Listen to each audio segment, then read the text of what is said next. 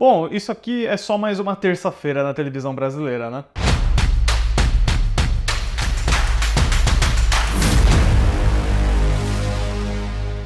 Olá, fãs da sétima arte, meu nome é Lucas Nascimento e esse é o Lucas Filmes, e hoje eu tô aqui pra falar sobre Late Night with the Devil. Eu ainda não sei como que o filme se chama no Brasil, talvez seja Tarde da Noite com o Diabo, mas é um novo filme de terror original dirigido pela dupla Colin e Cameron Carnes. Mas antes eu pedi pra você curtir esse vídeo, se inscrever no canal e ativar o sininho para não perder notificação dos próximos vídeos. Olha, se tem algo que eu não resisto é um bom found footage. E eu uso o termo found footage com um grande asterisco no caso de Late Night with the Devil, porque não é um filme como A Bruxa de Blair ou Atividade Paranormal em que a câmera está dentro da história. Ele é, acho que literalmente, a real concepção do found footage, como se fosse uma gravação encontrada e tocada na íntegra, né? No caso, a dupla aí dos Carnes eu não conhecia, acho que eles são irmãos, o Cameron e o Colin, trabalharam com vários filmes direto para DVD, direto para streaming, e esse projeto, que conta aí com várias produtoras associadas, né? Quando você coloca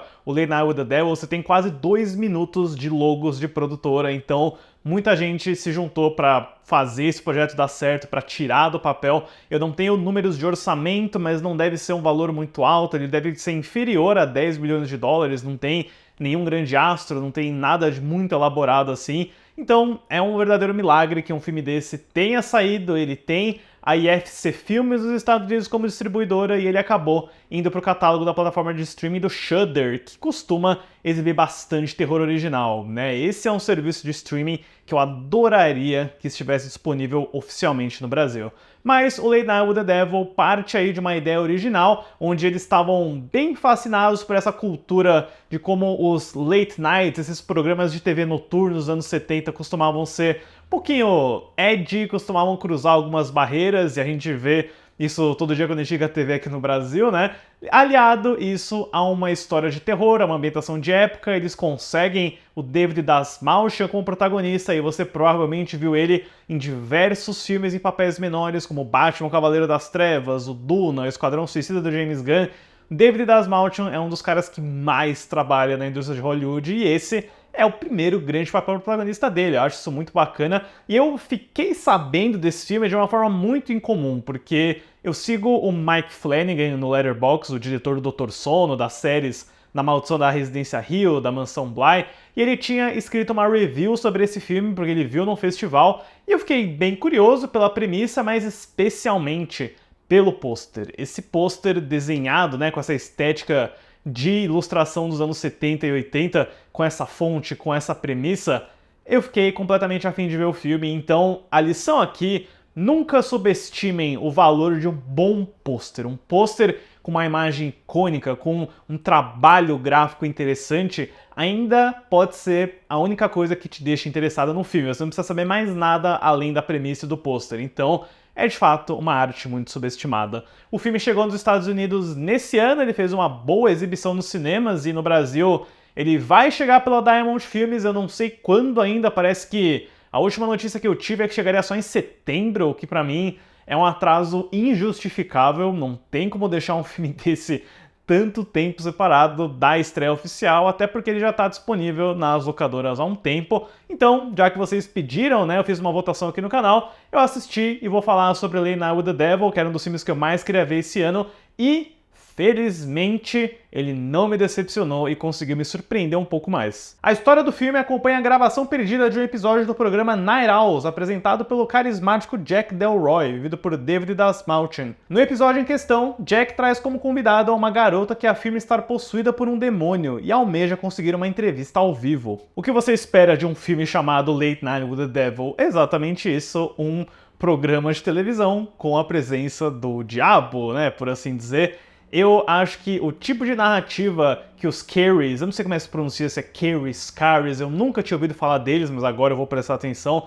O tipo de experiência começa de uma forma muito instigante, né? Porque você tem uma espécie de mockumentary no começo, te dando contexto, te apresentando quem é o Jack Delroy, qual é a desse programa do Night Owls e o que supostamente teria acontecido nessa noite de Halloween com a transmissão ao vivo. Então você ganha um bom contexto de exposição na forma de um documentário, como a gente tá falando de televisão, de programas de TV ao vivo, eu não achei que fugiu da proposta. E aí, depois que você tem essa exposição, você vai na experiência do found footage. Você tem a estética um pouco VHS, sabe? Eu nem digo que deveria ser VHS, deveria ser Betacam, na verdade.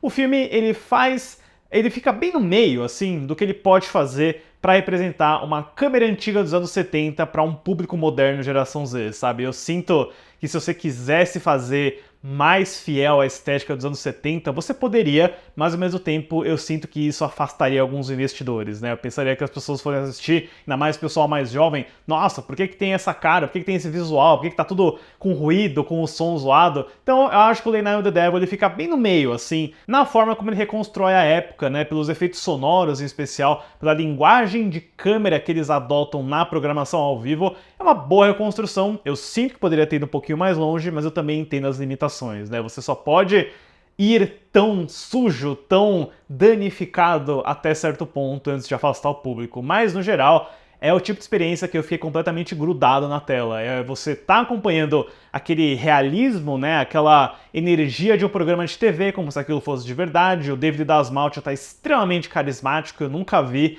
uma performance tão, né, energética e expansiva dele, porque ele tá fazendo o típico host de programa de TV, né? Não é um papel de um personagem esquisitinho, excêntrico, como ele costuma fazer. Então, ele me surpreendeu bastante, eu tava super dentro dessas entrevistas, dessas propostas, porque além de ter a grande atração da menina que tá possuída pelo demônio, que é interpretada pela ótima Ingrid Torelli, ele também traz um mágico que supostamente pode falar com os mortos, e esse personagem que é um ex-mágico, que agora ele é um cético especializado em desmascarar charlatões, um ótimo personagem vivido pelo Ian Bliss, total cartunesco, com um bigodão assim, mas ele é muito bom. Então você tem esses embates, né, do cara que crê no sobrenatural e do outro que tá lá pra tentar desmascarar tudo isso. E ao mesmo tempo, o filme tem várias surpresas interessantes com o Jack Delroy, você vai aprendendo outros elementos por trás desse programa de TV, porque além de ter a gravação das câmeras que estão sendo transmitidas ao vivo dentro da história,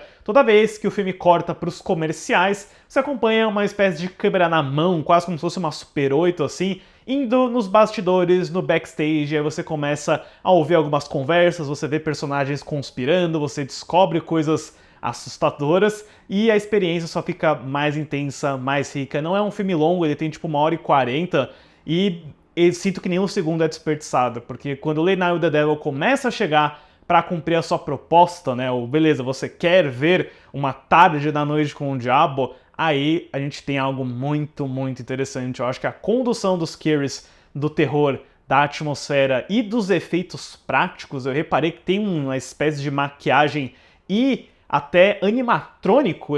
Tem coisas que é só animatrônico, sabe? E quando a gente vê o animatrônico a gente consegue reconhecer, então eu fiquei muito feliz de ver esse tipo de efeito bem analógico sendo usado de uma forma muito inspirada, né? Sem entrar em muitos spoilers aqui, mas o filme começa a ir para um caminho na segunda metade que é fascinante e rende, nossa, o final do filme, acho que toda a sequência de atos finais que ele tá propondo é muito louca, é coisa de David Lynch com Twin Peaks e até uma pitada de 2001, Uma Odisseia no Espaço. Eu não vou elaborar para não estragar a surpresa, mas eu achei realmente muito original, muito bem feito. Eu só acho, né, de novo, pesando um pouquinho essa questão do que tem estética de anos 70 e o que é muito moderno, eu acho que os scares pesam um pouquinho a mão nos efeitos visuais no fim, porque tem elementos e visualizações que eu acho que é muito moderno, eu acho que é muito coisa de 2024 e aí fica um pouco anacrônico, especialmente quando você está nessa construção de uma narrativa dos anos 70, com a estética, com o som, com o design, então às vezes essa quebra não é muito interessante. E eu não poderia deixar de citar também, pessoal, que o Late Night with the Devil bebe bastante da fonte do Ghostwatch, que é um filme de terror dos anos 90, 80, se não me engano, eu vou deixar a fotinho aqui do filme, né, mas ele é exatamente isso, ele é um found footage, um mockumentary que está simulando uma transmissão de TV ao vivo de jornalistas indo numa casa mal assombrada. E aí, coisas estranhas começam a acontecer no programa. E muita gente na época achou que era de verdade, porque perdeu o começo da transmissão que falava que aquilo era uma ficção. Eles até usaram jornalistas de verdade daquela emissora de TV para deixar mais realista. Foi quase um efeito Guerra dos Mundos do Orson Welles na televisão. E eu acho que o Late Night with the Devil dá muitas piscadelas para esse Ghostwatch. Então fica a recomendação desse aí como suplemento pro filme novo. Que ótima surpresa esse Late Night with the Devil, pessoal. As minhas expectativas eram bem elevadas e eu sinto que o filme conseguiu cumprir, conseguiu trazer coisas que eu não estava esperando também. Então eu absolutamente deixo a recomendação. Eu não sei quando ele estrear no Brasil, eu realmente queria que não fosse tão tarde, em setembro, porque o filme já tá disponível aí, né? É sempre uma área cinzenta falar desses filmes que já estão na internet, mas eu torço para que ele venha pro cinema rápido. Eu faço questão de assistir esse filme no cinema de novo, porque ele definitivamente é o melhor filme de terror do ano até agora. Talvez, certamente é o mais criativo para mim. Pra Late Night with the Devil, eu dou uma nota 8. Deixe nos comentários depois o que vocês acharam de Late Night with the Devil, para quem já assistiu, e também se vocês já ouviram falar do Ghostwatch. Certo, pessoal? Obrigado pela visita e até a próxima sessão.